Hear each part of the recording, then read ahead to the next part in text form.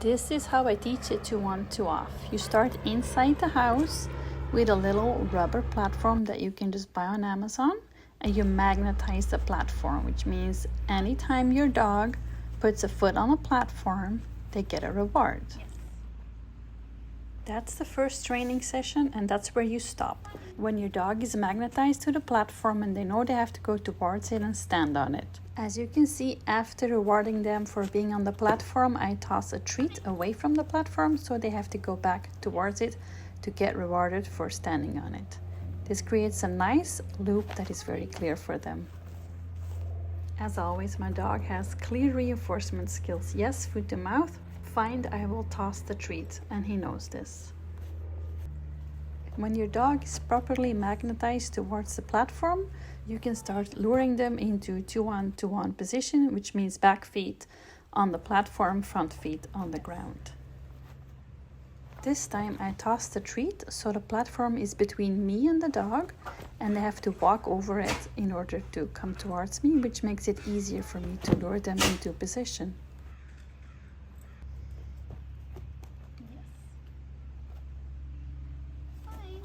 Keep working on this nice loop until your dog is offering this position without having to be lured into it. When they offer standing in the 2-on-2-off position, you mark with either your clicker or your yes, or whatever you're using, and you treat them.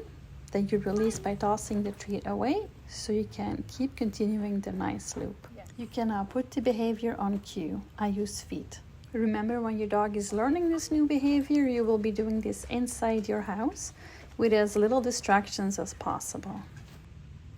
When your dog has fully mastered offering the 2-on-2-off position, you can start releasing them away from the platform towards you. I lure them towards me a little bit, and in the beginning, even if they just get one foot off and then put it back onto the platform, they will get their clicker or yes and a treat. So we're looking for the dog backing back up onto the platform. If they come fully off and then turn around to just get back onto it and offer the position, that's fine. Just give them a treat and try again. Start with them pulling one paw off and backing up, and then eventually 2 paws off and backing up.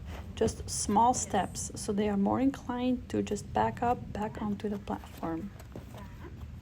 This might very well take several training sessions. Just make sure to take small steps, and if they continue to turn around to go back to the platform, make the steps smaller. When you can pull them off forward and have them back up onto the platform fully, I like to put it on cue. I use back. Here's the side view, so you can see how I pull him off and he backs up and gets a treat. Jinx is already a pro at this, so remember, we've been doing this for about a year or something. When your dog has mastered the backing up onto the platform inside, you will take this outside first with your regular platform, and then you can transfer it to something that resembles the end of the dog walk a little bit more.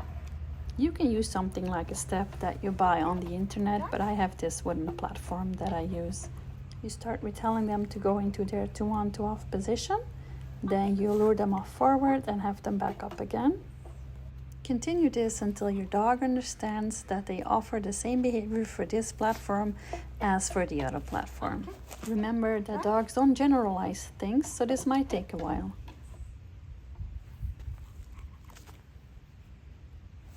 When they fully understand the behavior, you can make them walk onto the platform and tell them feet.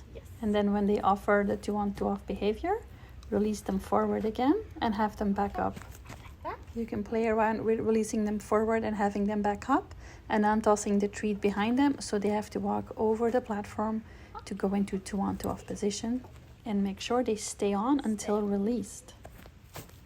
You can repeat this exercise a lot in your own backyard, and when it is really solid, you can start walking next to them while you give their command for their 2-on-2-off position. Then continue walking one step, go back and reward them for staying in position. You can slowly build on that until you're running with them while sending them in position and running past them while they stay in position, and then treating them for staying in position. When you have this end behavior for contact equipment for agility in place, you can easily transfer it to any contact equipment on the field. For instance, you start at the end of the dog walk, put them in position by telling them feet, and then release, and then add the whole dog walk. I hope this video helps you. Let me know if you have any questions.